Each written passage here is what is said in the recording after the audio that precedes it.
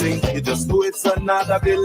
You want end this but you can't take it and have nothing inside your will.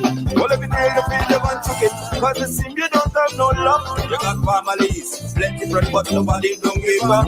Well, everybody go through this struggle. Some people get worse than you. We have some people existing and they don't have a clue. You can't do this thing without faith. Trusting God and you will be great. Nothing about the way. Hey, hey. You've been young and I can relate. When my burden is overweight. Nothing about the way. Hey, hey. Hello, everyone, and welcome to today's edition of Nation Watch. It's Palm Sunday. We are now in the middle of the Easter season, where Christians will reflect on the persecution, the crucifixion, and the resurrection of Jesus Christ. It is a very, very important season in the life of the Christian community. We are also, I believe, in the middle of the fasting month of Ramadan and the holy period on the Hindu calendar as well. So we're in a very, very holy period of time. And it is a good time to reflect on some very, very important issues in the life of our country. So today, I'd like to extend to all Guyanese, wherever you may be, and to every person joining us, the peace and tranquility that accompanies this very solemn season that we're in. So, today we'll be discussing matters which touch and concern the rule of law, compliance with our national constitution, and other related matters. Joining me on today's program of Nation Watch is a gentleman who has committed most of his life to law enforcement and who has made richer law enforcement in Guyana and within the region.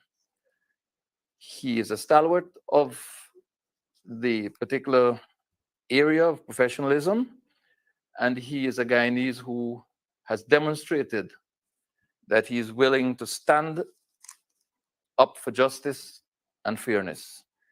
Ladies and gentlemen, my guest today is Mr. Paul Slow, who is a retired Assistant Commissioner of Police of tremendously long service to law enforcement in Guyana.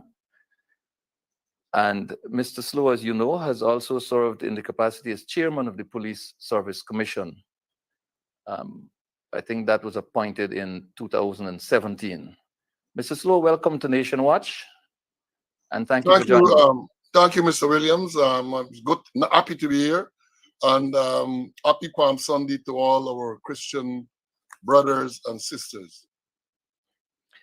You have created a space here, Mr. Slow, particularly in the social media fraternity and in the mainstream media by what you have been doing as an advocate for transparency, particularly in the area of police and professionalism in policing.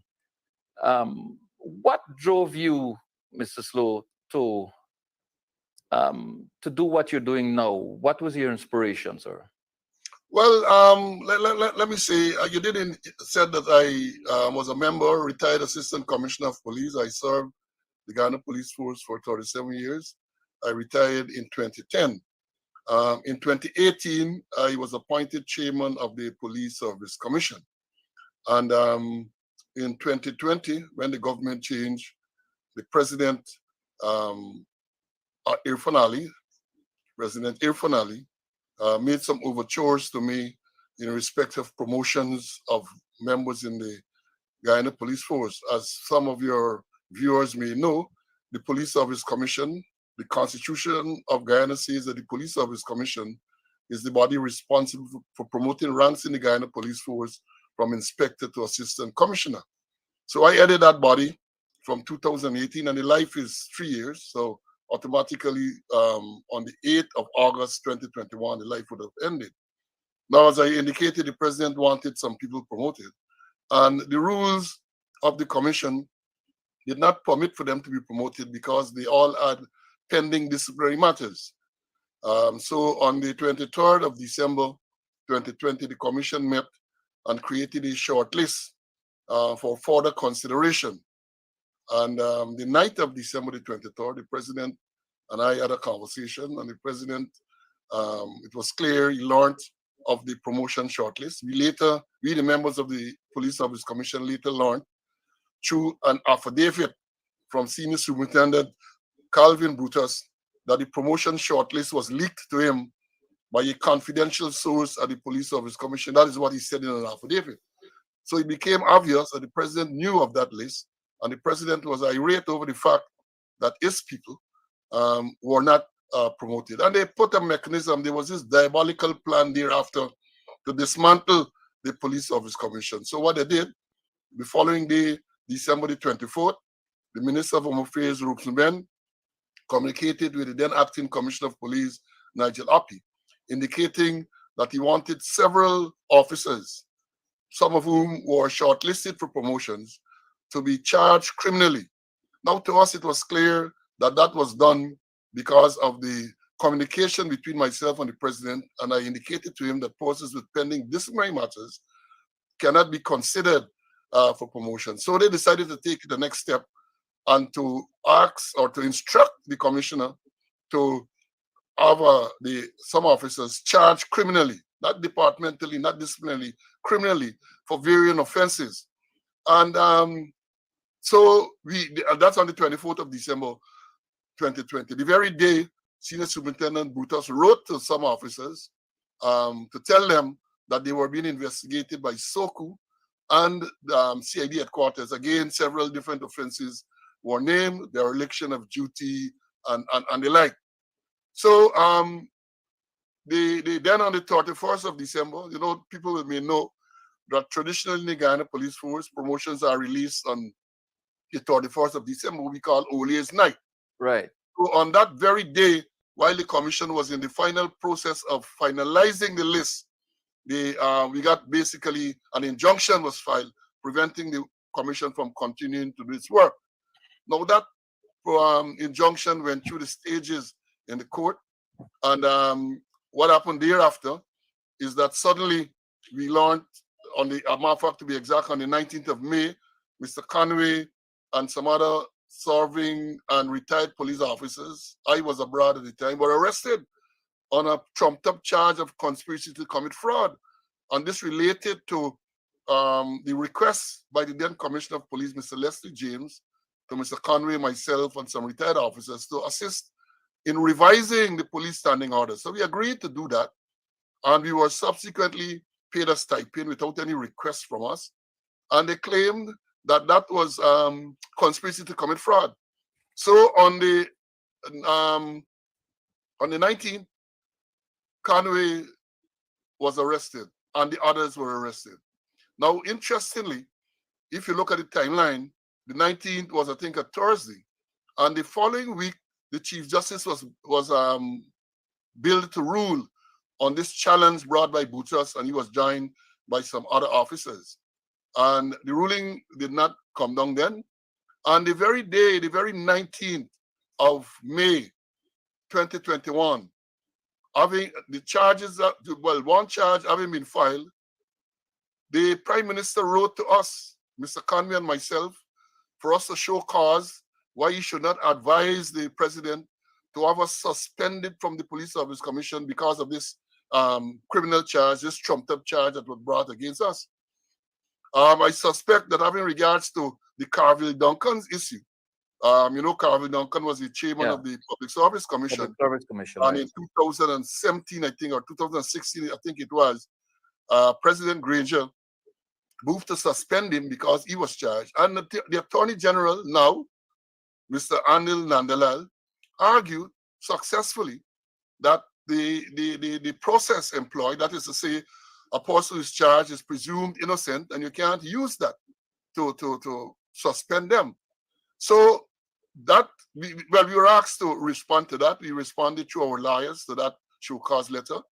And then again, on the 1st of June, another show cause letter from the Prime Minister, this time to all members of the Police Service Commission, for us to show cause why we should not be suspended from that body, This time, the reason given was that the commission adjoined with Member of Parliament Moish Maipal to challenge the validity of the Fiscal Management and Accountability Act. And the reason why we did so is a long story. I don't think time will permit me to go into that now. But it was clear that they were trying their level best to find a reason to suspend the commission. So on the 16th of June, 2021, each of us, each member of the Police Service Commission received a letter from the president to say that we were suspended with immediate effect. And the significance of that, apart from the actual purported suspension, was the fact that the Chief Justice was set to rule on the 18th of June. So on the 18th of June, the Chief Justice was set to rule in this challenge brought by Brutus and others. And the president moved, and we argued unconstitutionally, and the judge supported that argument, to suspend the commission. Now, the ruling was not handed down on the 18th, the ruling was deferred to the 28th. And on the 28th of June, when the Chief Justice ruled, the Chief Justice threw out the challenge brought by Brutus and the others. The commission then released the promotion, which has been pending since December 31st, 2020. And well, we challenged, once we got the suspension, our lawyer, we had one lawyer at that time, Mr. Selwyn Peters from Canada, wrote to the president advising that the action that he took was unconstitutional. And further, he said that he advised his client that we should continue to do our work because of this unconstitutional and unlawful attempt to suspend the commission. And we continue to do our work. So the 28th, we released the promotion. And on the 29th of June, the Attorney General said that the government will not recognize the promotions. And they have not recognized the promotion until day like today. So that, and you asked for the reason for me to be so vocal in the past year or so, is that having been charged, as I indicated, on the 19th of May 2021, I was out of the jurisdiction. I returned to in Guyana on the 13th of October 2021 with the sole intention of attending court. I turned up on court on the 15th of October to answer the charge of conspiracy to commit fraud. And what's his name? Ramana from Soku and other ranks from Soku are at the Georgetown Magistrate Court to arrest me for the same charge that I appeared in court to answer. And some of the things that transpired there, including the fact that Ramana is telling me that he's arresting me for the charges already before the court, which is unlawful. Then he's further telling me that he has to arrest me to read the caution after charge, which is rubbish. Caution after charge a caution after charge is not read when the person is charged, and already the matter is already before the court. So I recognize then that these people lack knowledge. And this Ramana I'm referring to, he is one of the senior investigators at Soku. And I said to myself that if senior man like Ramana at Soku, one of the leading investigators, don't know that you cannot read caution after charge then, and that you cannot arrest a person who is attending court for the same matter that he's attending court. So I said something is wrong. So I started on the 22nd of December 2021.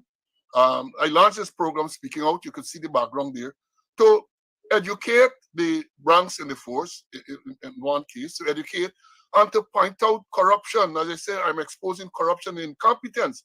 And there have been so many instances of corruption and incompetence. So that is what I do on the program. I've been very vocal. I've been speaking out, calling them out for the incompetence and the corruption, and also writing letters to the media to highlight these issues. So that is the basis of that.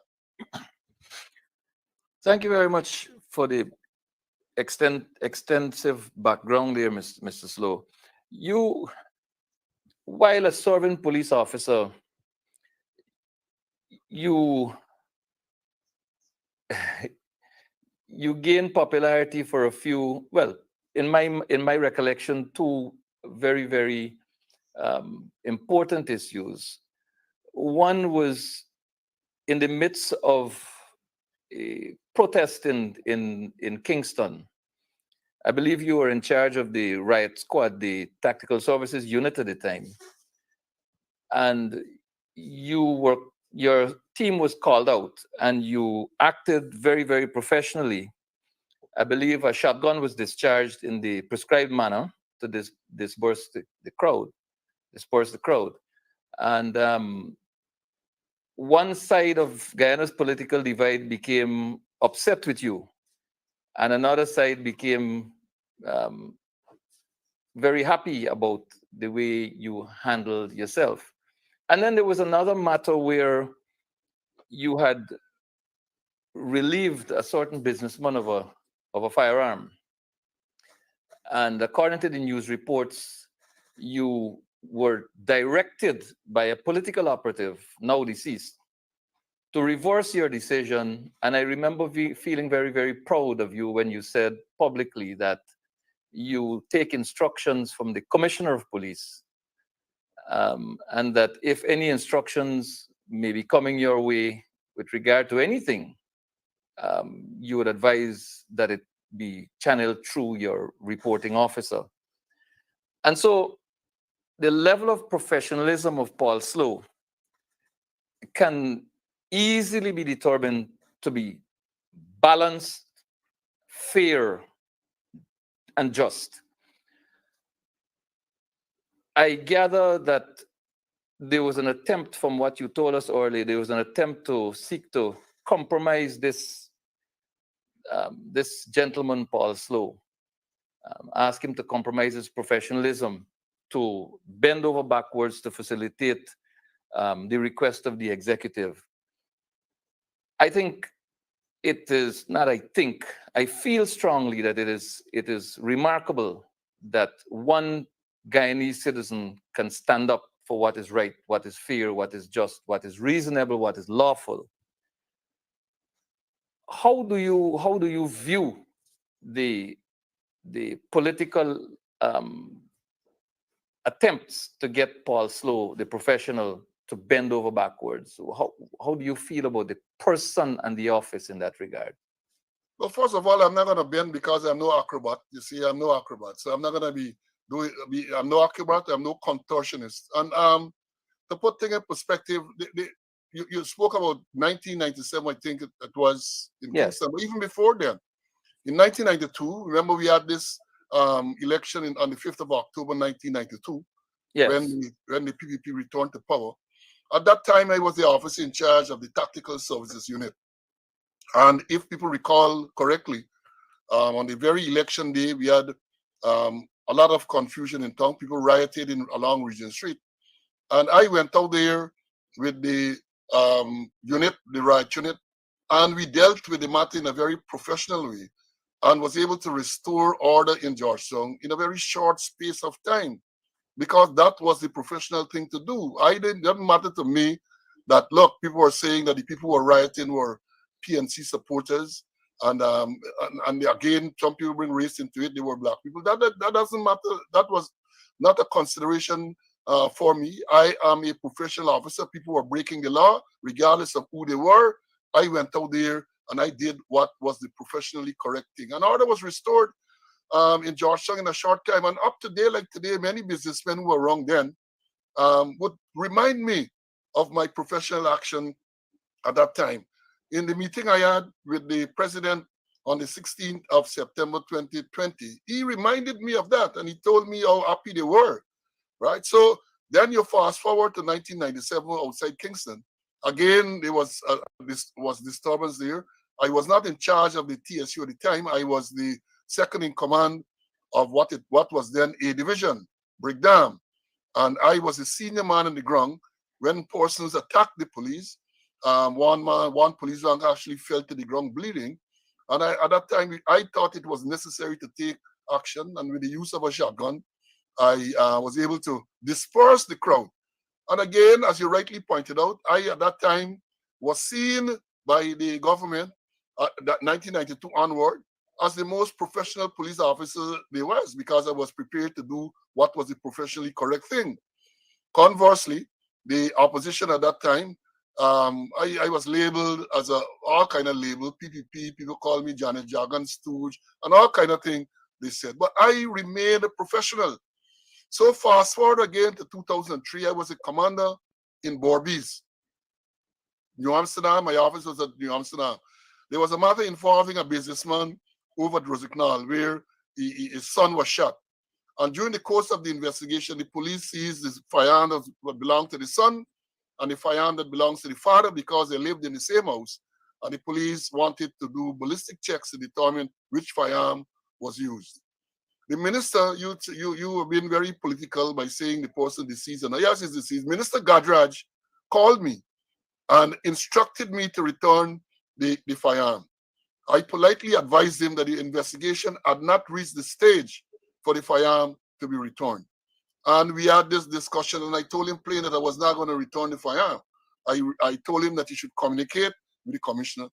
And then he ordered me, he said that he was ordering me to return the firearm. And then he went on to say that I should comply and then complain. So I told him, no, sir, I cannot be compelled to carry out an illegal order, and you're giving me an illegal order. I will not carry that out. The president himself, I was summoned to see President Jagdeo in his office. I went there and I explained to him what happened, and he was trying to convince me that I should apologize to the minister. I asked him, apologize for what? I did not do any wrong. So he said, yes, they accept. He did agree that I did not do any wrong, but he said he wanted to bring closure to the matter, so I should apologize. I refuse to apologize because I don't think I should apologize if I did not do any wrong. And then the president himself called me. I saw the president the Wednesday. I have all of these dates written down. And he called me the Monday following and told me that he had expected an apology by that time and threatened that if he did not receive an apology from me by that afternoon, he was going to side with the minister and I will have to suffer the consequences. This is almost verbatim. I did not apologize. I offered an explanation in writing following the advice of my lawyer, the late, great Peter Britton. I offered and then what they did then, they attempted to get me to remove him from the force. I received a letter saying that I was going to be reassigned to the Financial Investigation Unit. We moved to the courts to challenge that because my lawyer said that amounted to removal from office without cause. And basically they backed down. They backed down when I took the matter to court, and I remained in Borbies until 2004 when I was transferred to A Division. And then I moved from A Division to headquarters in the seat of the Deputy Commissioner of Operations, and then I retired in 2010. So yes, I've had a long history in doing the professional thing. And many times you do the professional thing, they don't like that. So here you have a case, as I said, in 2020, where the president is trying to get me involved in a corrupt scheme. And because I stood up and said and did not participate in that scheme, they decided that they were going to criminalize me. 4 charges, 3 sexual offense charges, and 1 conspiracy to commit fraud. Those are working their way through court, so I'm not at liberty to discuss the details of those charges. But I am confident, just as how last Friday or Friday before last, Justice Gino Prasad ruled to say that the commission was unlawfully suspended. I am confident that when these matters are ventilated in court, you'll have a similar outcome. That is, the matters are going to be dismissed. So here we have, viewers on Nation Watch, a champion for justice, a champion for the rule of law. Recently, you alluded to in your opening remarks, Mr. Slow, about the just concluded case before His Honor Justice Gino Prasad, Paul Slow versus the Police Service Commission et al., I believe is the title of the case. And I'm reading that the judge, among other things, described the action of the president in this matter as unlawful, ultra vires Article 225 of the Constitution, arbitrary, unreasonable, unfair, in violation of the suspended chairman and other commissioners' constitutional rights to protection of the law and due process of the law, and finally, null, void, and of no legal effect.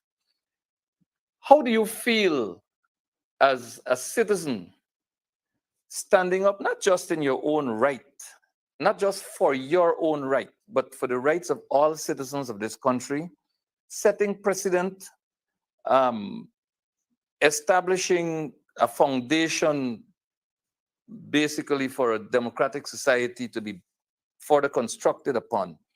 How does it make you feel having accomplished this kind of result from the kind of fight and with the support of your colleague, Mr. Conway, and your attorneys at law, Mr. Peters, Todd, and others? First of all, I feel, I'm sure the others feel very vindicated, because it is not easy. I know it's not easy to come up against a government. And basically, we challenge the unconstitutional action of the president and by extension, the government, because I am sure that the president, he did say that he was advised by the prime minister in the letter of suspension. He was advised that by the prime minister to have us suspended. And I'm sure that the prime minister would have been advised by the attorney general, because in this matter, the prime minister signed an affidavit which was prepared by the attorney general. So, you know, it's not easy to come up against that type of force, people with deep pocket, and they try to stretch you out. But at the end of the day, people have been calling, people have been writing, people have been complimenting me on the result. And I have said to many of them that while you might see Slow as being victorious, and this police service commission that I chaired has been victorious, the decision of Justice Prasad is a victory for law and order and democracy, the rule of law, law and order, and democracy. So the standard is set. And let me say this. If one were to read the relevant article in the Constitution, there's Article 225, which the judge said was which I'm looking at. Yeah. It is pellucid. You don't have to be a lawyer to interpret and to understand that the president violated the Constitution. The Constitution sets out the process for the suspension or removal of a person from a commission, not only the Police Service Commission, any commission. A process is set out. The Attorney General himself, Friday night, Friday the 24th, he went on NCN and he admitted that a step wasn't followed. What he failed to say, that step, the establishment of a tribunal on the advice of the Judicial Service Commission, is a critical step in the process. It's a critical step in the process as outlined in Article 225 of the Constitution of Guyana. So they actually admitted. But what they tried to do, they tried to paint the picture that the commission that I chaired went rogue. And again, quoting the Attorney General, he said the commission went rogue. And because the commission went rogue, they wanted to invoke the doctrine of necessity to remove. In other words, violate the Constitution because it was necessary to do so. And it's rubbish. The judge, in the judge's ruling, just analyze all of that. One of the things the judge had to tell them about when it said about Slow and Conway being charged, the judge pointed to them to the relevant article in the Constitution which guarantees citizens the presumption of innocence until proven guilty. So even though we were charged, we are presumed innocent until proven guilty by a competent court of law. And interestingly, in the Carville Duncan case that I referred to earlier, Mr. Nandalal argued the same thing. He said that even though Mr. Duncan is charged, he is presumed innocent. He has not been convicted by any court. Yet still in our case, they wanted to use the fact that Connie and I were charged with a trumped-up charge of conspiracy to commit fraud to say that they were going to suspend. When perhaps they realized that they were not going to go anywhere with that, based on that precedent, they then said that we joined with politicians. We were no longer independent. We joined with politicians to challenge this Fiscal Management and Accountability Act. And interestingly, the Police Service Commission was not the only commission to join that action. Teaching Service Commission, the Public Service Commission, they all joined. Yet still, only the Police Service Commission was targeted. Only the Police Service Commission. And what I want your viewers to know too is that the attempt or the purported suspension of the Police Service Commission was on the 16th of June, 2021. 16th, yeah. 16th of June, 2021. I already said that the Chief Justice was to rule on the 18th. She eventually ruled on the 28th. But what is very significant here is that the life of the Police Service Commission that was suspended was due to end automatically on the 8th of August 2021. So the commission had less than 2 months to serve. And the question, therefore, is why would you violate the commission, the Constitution, to suspend the commission that had less than 2 months to serve? Well, here is, you walk right into my train of thought for the next question, because here it is, the commission with 2 months life remaining. And this commission has established a list of persons to be promoted, the ranks to which they should be promoted, and has determined that some of the persons shortlisted for promotion were ineligible, having regard to the disciplinary charges that they were facing at the time. So it is clear to me that the intention was to ensure that the list of officers to be promoted by the commission under your chairmanship, the intention was to shut that down. Now that the judge has ruled that the action was unconstitutional, what happens to the list of promotions which came out from the commission that you chaired? Because I note the judge using the terms null, void, and of no legal effect in describing the action to suspend the Police Service Commission on the 16th of June 2021. Does that not mean that the promotions still stand in law and should be acted upon? And if not, what are the remedies? Well, very good question. That is something that is percolating now. Very good question, is because the fact that the judge said, in my view, and we have to speak to the lawyers, because the fact that the judge said, as you rightly pointed out, that the suspension, the purported suspension on the 16th of June 2021 was null, void, and of no legal effect. My interpretation of that is that the commission was never suspended, and therefore all the work that the commission did between the 16th of June, when this purported suspension took place, and when the commission life ended on the 8th of August 2021, all the work that we did was lawful and should be recognized. Now, you viewers may recall that when on July 2nd last year, the Police Service Commission then moved with breakneck speed, and I'm using a term used by the Attorney General Alin Landela Friday the 24th night. He was accusing the commission that I chaired of moving with breakneck speed to promote these people. Now, this commission chaired by Bishop Patrick Farley, on the 1st of July, Finley, on the 1st of July last year, on the sidelines of the police anniversary church service, when he was questioned by the media operatives about our promotion for police ranks, he said that they had not reached to that stage, they hadn't begun to consider promotions and that type of thing. And the following day, July 2nd, the following day, they released a list of 200 and odd persons promoted. Now, in that list, when we examined that list, we found that 42 ranks who were promoted on the 28th day of June 2021 were not fully, well, let me put it this way. 38 were not promoted, and 4 who were promoted to lower rank than we had promoted them in 2021, 28th of June 2021. So you have 42 ranks who are affected. And as you pointed out, based on the fact that the judge has ruled that the purported suspension will null, void, and of no legal effect, we have got to pursue to see what happens, because the judge did not explicitly rule on that aspect. That was one of the aspects, that's one of the ruling we had asked for. So we have got to follow it up to see, because you have, as I've said before, you have 42 persons who were affected. And this can't go just like that. Of those 42, 1 person has died. Senior Superintendent Cooper died.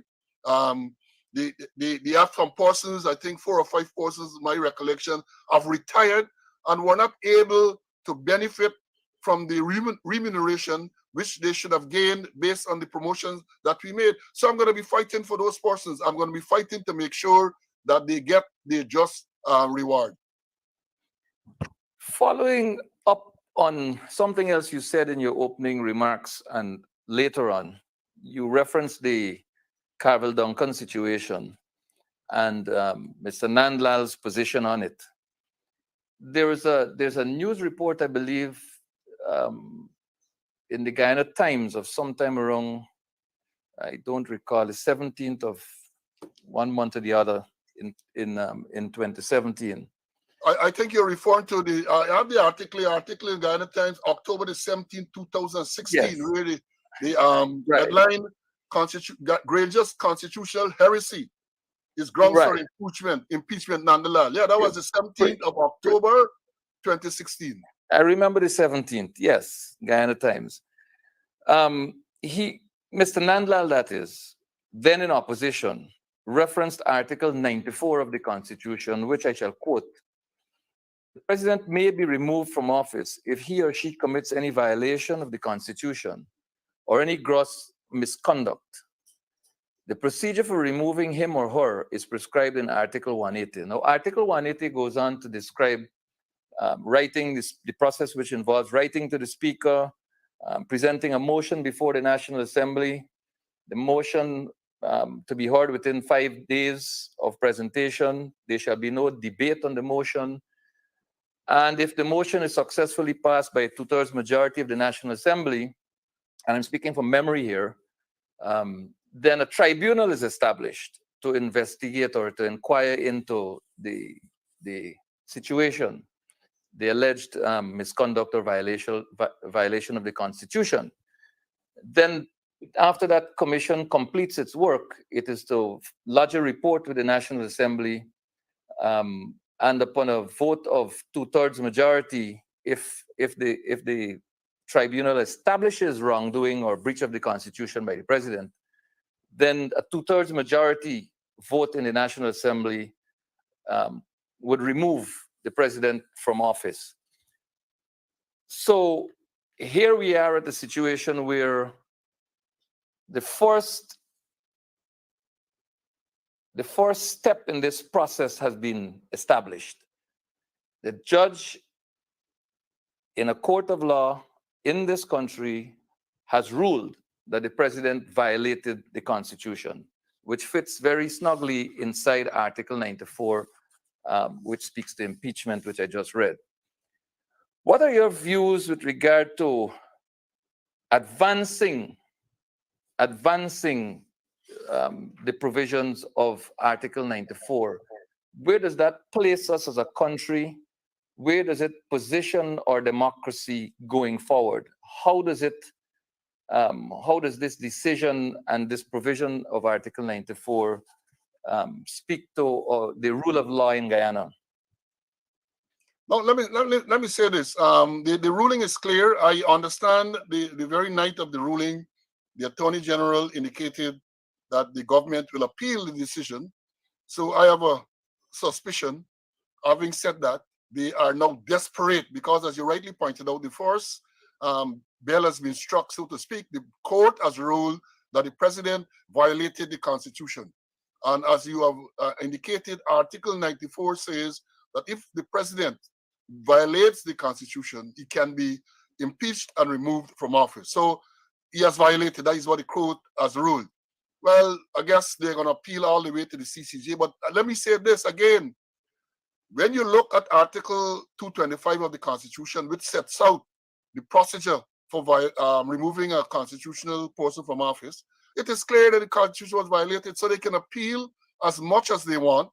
They are only wasting time, and they are only, well, they are playing, trying to run the clock out. They are going to try to run the clock out to say, well, nothing should be done now until such time that the final appeal is heard. And you know, our final appeal is the Caribbean Court of Justice. So that is what, in respect of what action should be taken next in terms of that violation, as you pointed out, it is a parliamentary process, my understanding. So therefore, it's those persons who are in parliament and who are in politics to take it forward. I'm not going to get involved in that. I got involved in the part where I challenged the suspension, and the judge ruled in my favor that the suspension, according to the judge, the act to suspend was unlawful. It was ultra virus Article 225 of the Constitution. It was arbitrary. It was unreasonable. It was unfair. It was in violation of the suspended chairman and other commissioners' constitutional right to the protection of law and due process of law. And he said, finally, it was null, void, and of no legal effect. The ruling has been made. And so therefore, again, in a situation where you have the rule of law, even though in our case, we were being denied that, it is the right of the government and the Attorney General to appeal. So let's wait to hear what will happen then. Putting on your law enforcement hat, Mr. Slow, here's a case where a court has ruled that the executive president, who's head of government and head of state, has violated the Constitution. What does that do for the morale of law enforcement officials, regardless of rank or status? Well, not only the morale of law enforcement officials, but all Guyanese, because here you have a court basically ruling that the president has violated the law. And if we, they say when you speak about the rule of law, the rule of law speaks to everyone being equal under the law. So if you violate the law, then the natural consequences should flow. In this case, the Constitution says that if the president violates the Constitution, which the court has ruled that he did, then they say impeachment. Article 94 says that that is a ground for impeachment, and therefore I would expect that at some stage that process will be triggered. I want to shift away from this for a moment and ask you, sir, if you have managed to find any precedent anywhere in this region or beyond for a police officer who's not the most senior in a police force, superseding his senior in an acting appointment. Have you, as in the case of Mr. Hicken being substantively an assistant commissioner of police, superseding Mr. Paul Williams, who is a deputy commissioner substantively, is there any precedent of that nature anywhere else in the region in law enforcement that you're aware of? None that I'm aware of, none, especially in an acting appointment. Let's understand this. Acting, I'm specifying acting. Yes, in an acting appointment, not that I'm aware of, because the public service rules of Guyana, under which the police operates in these things, make it clear that when it comes to acting appointment goes to the senior person, unless there are clear circumstances, like they say, for example, you talk about streaming. And by streaming, I mean, if you are in a particular area, then they might be able to justify why someone else in the force, not in that area, someone else in the force might be made to act. But I have no recollection, and I have done the research. I can't find of anything similar where a person who is junior is made to act in such a senior position above someone senior to them. And you are in touch with the Guyana Police Force, the establishment. Well, I know the establishment. I know the establishment well because having spent 37 years in the force, having spent 3 years as the chairman of the Police Service Commission, I'm aware of the establishment. I'm aware of the rules. I'm aware of the seniority. These things are known to me. And you're also on the ground and in touch with personnel within the establishment. What are some of the reactions that you've been getting from inside the police force with regard to the acting appointment of Mr. Hicken above Mr. Paul Williams, his senior?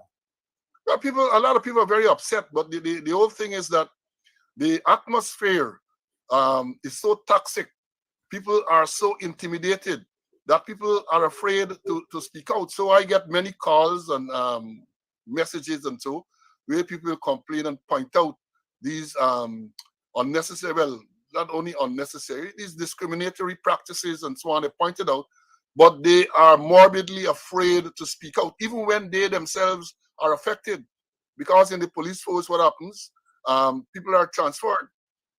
there's a tool that is being used to victimize and to punish people. So it's not easy. So that when a man, let's say a man is on the coast someplace with his family and fairly comfortable, and then the next thing you know, if you are not liked, you are transferred to some remote location away from your family. It can be very, very discouraging. So some people would prefer to stay silent. We have others as well who would tell you, Chief, that refer to me as sour still, or Chief still.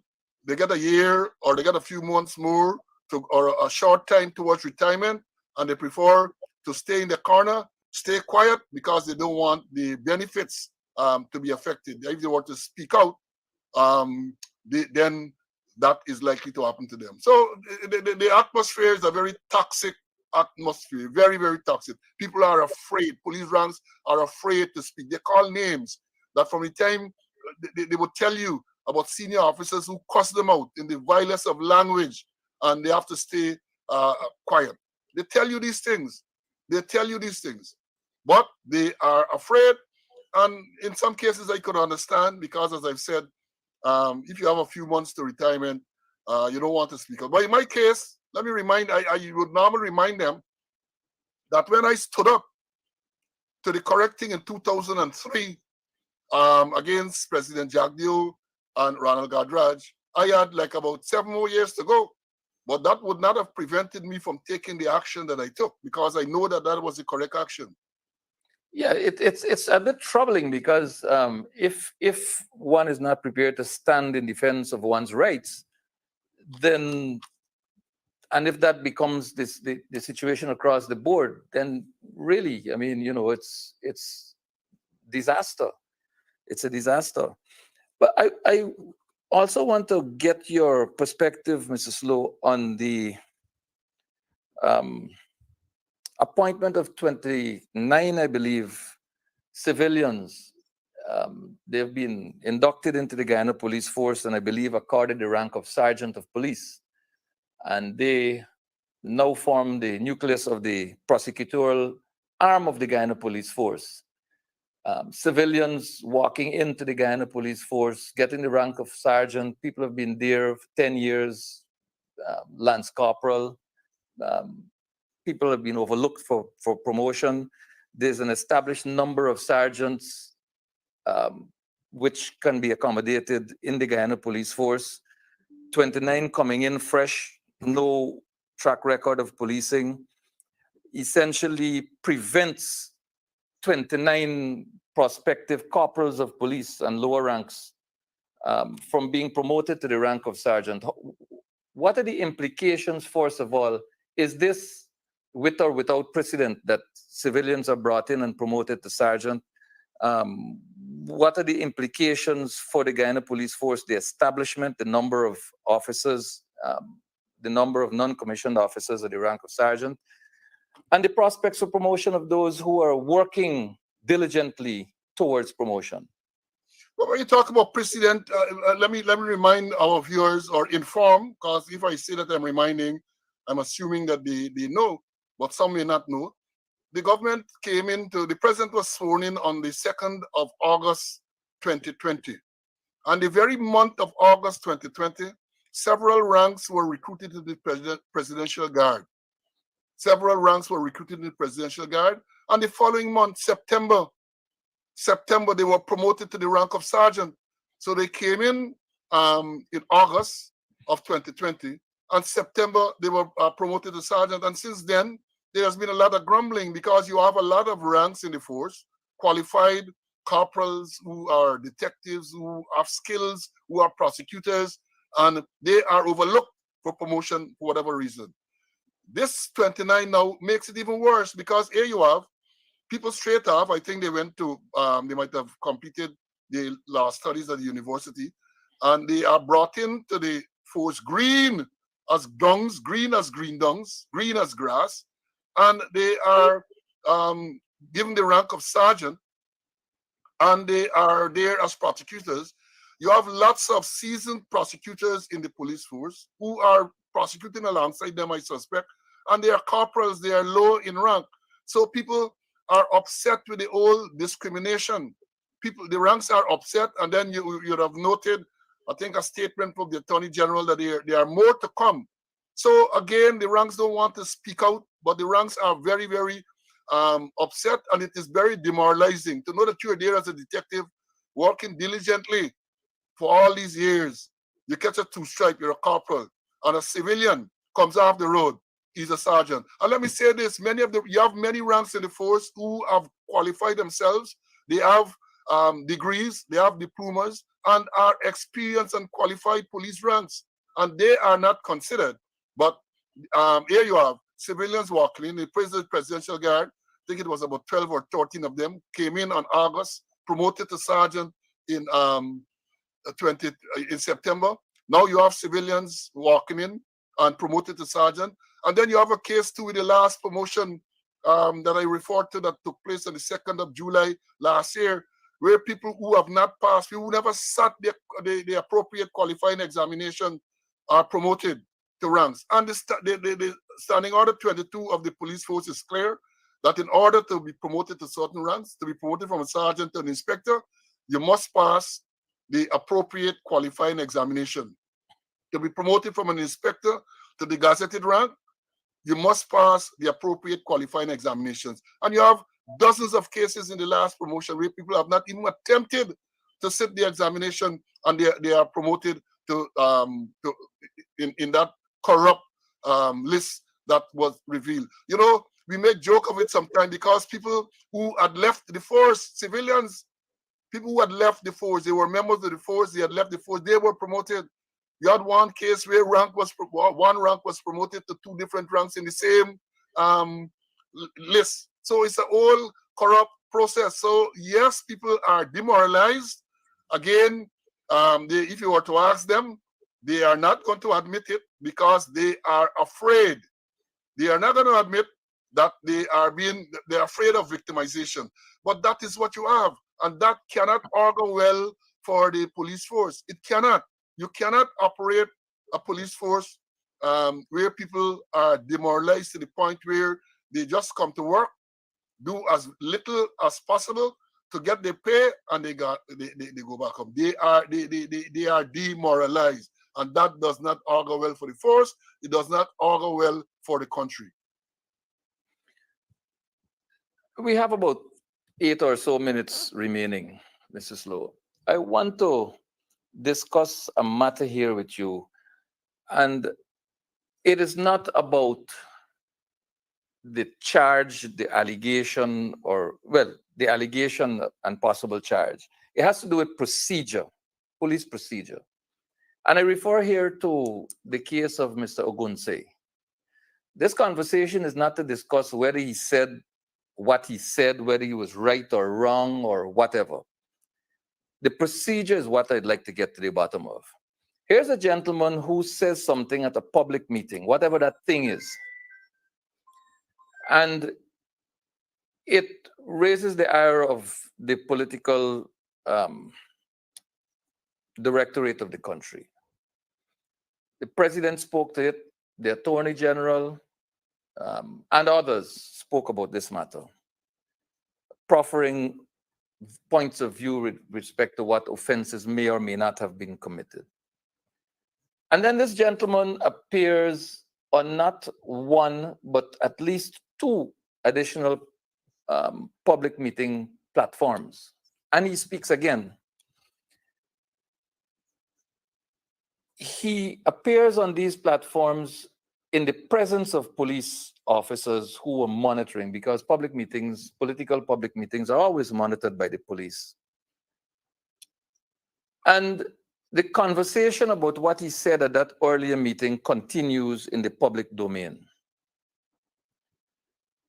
The police, there's no report anywhere in the media or anywhere that I have access to. There's no report of any account where the police attempts to engage this gentleman. There's no report about the police making any attempt to contact the gentleman, much less arrest him. But then a wanted bulletin is issued, and offenses are listed on that wanted bulletin. His address is listed on the wanted bulletin. There's a gentleman who is known as a political activist, known to be an executive member of a political party. The bulletin says where he lives. Why in the first place is a bulletin issued, a wanted bulletin issued for Mr. Ogunse? Is it normal police procedure to issue a bulletin or to seek to engage the person? And secondly, is it proper police procedure to arrest someone and then keep that person in custody while investigations are ongoing, or when investigations are going to be embarked upon? Or is it usual or perhaps more reasonable for the investigations to be completed and then the person be arrested and charged and placed before the court? In this case, I believe from the public meeting at which this gentleman spoke to the time of the wanted bulletin may have been somewhere close to 3 weeks, enough perhaps for an investigation to be started and completed. What's wrong, if anything at all, with the procedure employed, and what's the appropriate kind of action to be taken in such circumstances? Now, the first thing, you made reference to statement issued, made in respect to whatever statement was made by Mr. Ogunse. And again, I agree, I'm not going to discuss, because to be truthful, I didn't even listen to what Mr. Ogunse said, but I'm going to comment on the police action. The first thing, you had what I refer to as a dog whistle. And the viewers might know what a dog whistle is. Dog whistle was sounded by the President and the Attorney General. That is to say, after Mr. Ogunse made a statement, they went public and they accused him of treason. They accused him of all kind of offense, all different type of offenses. And from the time that dog whistle was sounded, I know, and I commented publicly, because something similar happened in the Winston Winston Jordan case, where statements were made, and I had said then that if I were a betting man, the fact that the Vice President called out Soku and said that he was disappointed that Soku did not take action against certain former ministers, that very soon Soku was going to arrest Mr. Jordan and find something for him. And so said, so done. In this case, again, when the dog whistle was sounded, I made a similar statement that the fact that the President and the Attorney General were calling out the police and telling the police, or were saying publicly that this man committed certain offenses, that very soon that he was going to be arrested. But in terms of the question about wanted bulletin, let me say this. This is a new trend in policing, any place in the world. Let me emphasize that. This is a new trend in policing all over the world, where a person is wanted for, you want a person for investigation. No attempt is made to go to where that person lives, or to contact him, or to arrest him, or to invite him to the station. But you're going to issue a wanted bulletin. No, that does not mean any place else. Wanted bulletins are issued when you're doing an investigation. You have made attempts to contact the person, the subject. You made attempts. You cannot get the person. The person is evading arrest. In other words, you have evidence that the person is trying to evade the police. And in many cases too, the name, the address of the person, might not be known. So you might know the name, you don't know his address. So therefore, in those circumstances, a wanted bulletin may be justified. But it's a case where this man is known. The wanted bulletin has his address in it, or at his last address. And from all the evidence, no attempt is made to go to this address to see if you get this man. The man is an executive member of a political party. No attempt is made to get a phone number. I don't know if his number is listed or what, or to call him, but they issue the wanted bulletin. And I said that's a new trend, because in many instances, the first time people know that the police want them in relation to any matter is when they see the wanted bulletin on social media or elsewhere. And that is wrong. That is wrong. And as you pointed out, normally, as I've said, you do your investigation. In many cases, the investigation might not be completed depending on the nature of the offense. You might make an arrest. You might have enough evidence to make an arrest.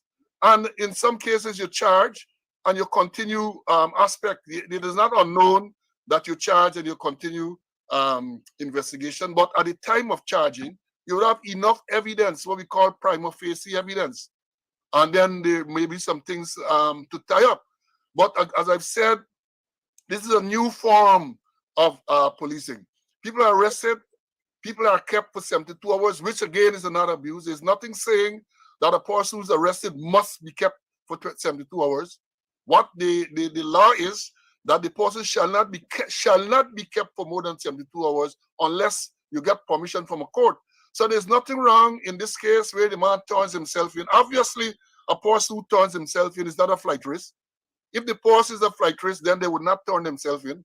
A person turns him or herself in, and then you arrest them. You're going to keep them there for 72 hours or more, and then you're likely to either put them on bail or to put them before the court. That is an abuse of the person's right.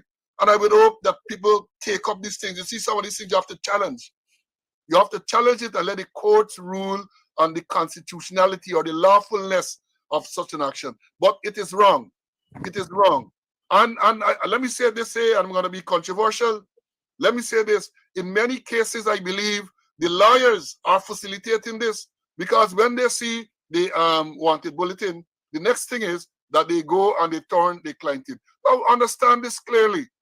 When a wanted bulletin is issued in the manner they are issued now, and a person goes in, or if you hear a statement that a person is wanted for questioning by SOCO or some other branch of the police force, or they should report to the police. They're not going there for coffee. They're not going there for tea. Once you get there, it is automatic. The pattern has been established. Once you get there, you are going to be arrested. Some allegation is going to be put to you. You are going to be arrested. You are going to be kept for 72 hours. And if you are lucky, at the end of 72 hours, you are likely to appear before the court where you are likely to be granted bail, or you can be remanded. But understand what is taking place. So I would say, and this is the controversial part, that if the police want me, they have to come and get me. I am not going to hide. I'm not going to hide. I'm not going to evade the police. But I'm not going to make the police work easier by just walking in there knowing fully well what the consequences are going to be. If you want a person, you have to contact them. And if you fail to contact them, if the person is avoiding contact with you, then and only then you should be issuing a wanted bulletin. But I've said this is a new form of police, and it only happens in Guyana.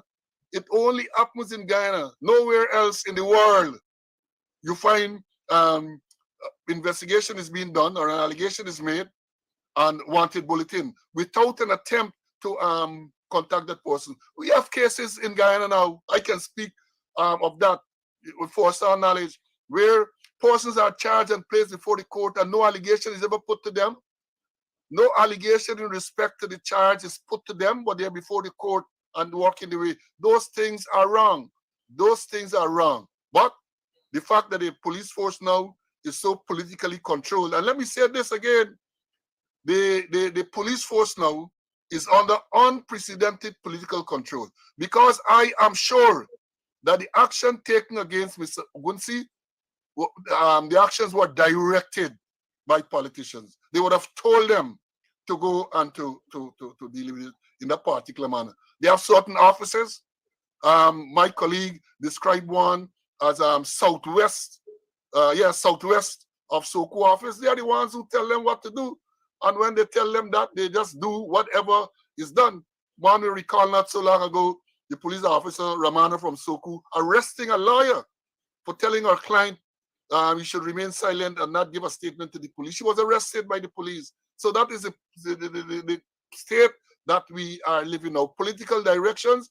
I don't have people, the senior people don't have this backbone. They don't have balls. They don't have the knowledge, perhaps, to say, well, look, it cannot be done in this manner.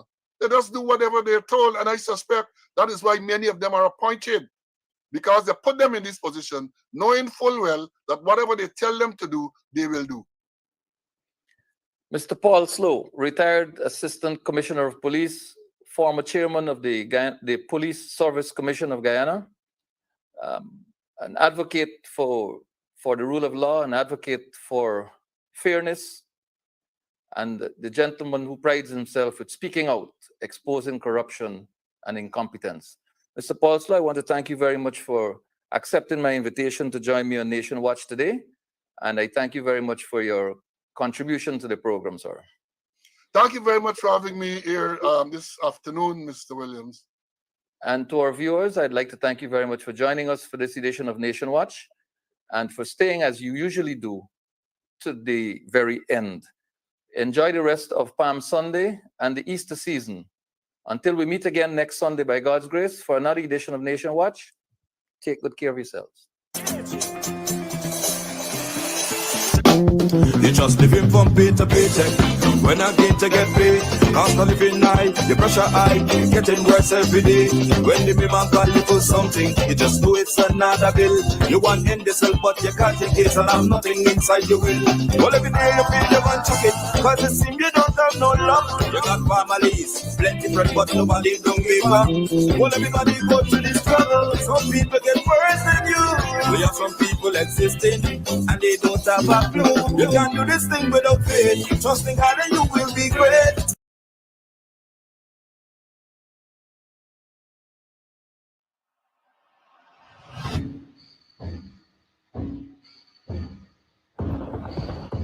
Episode 1 of The Gold Mafia. We love the gangster lifestyle. You live by the gun, you die by the gun. The biggest challenge Zimbabwe now faces is the gold mafia. Al Jazeera's investigative unit infiltrates the rival gangs that control Africa's gold. As long as you grease the wheels in Africa, there's no issue. Smuggling. That's what it is, smuggling. All the paper trails legitimate. It's not like somebody can question it. Former members of the Gold Mafia speak exclusively to the I Unit. The gold mafia is bigger than the government, bigger than any of the authorities. What do you think is going to happen? They kill you, don't they? Exactly. Undercover journalists pose as gangsters who want to launder more than $100 million. It's black money. The funds are substantial. The I Unit obtains thousands of confidential documents that expose how organized crime groups use gold to launder money. You sold it to a refinery and the money got paid in the bank account. So it's very clean that way. Once it's refined, it's practically brand new gold. A good washing machine, right?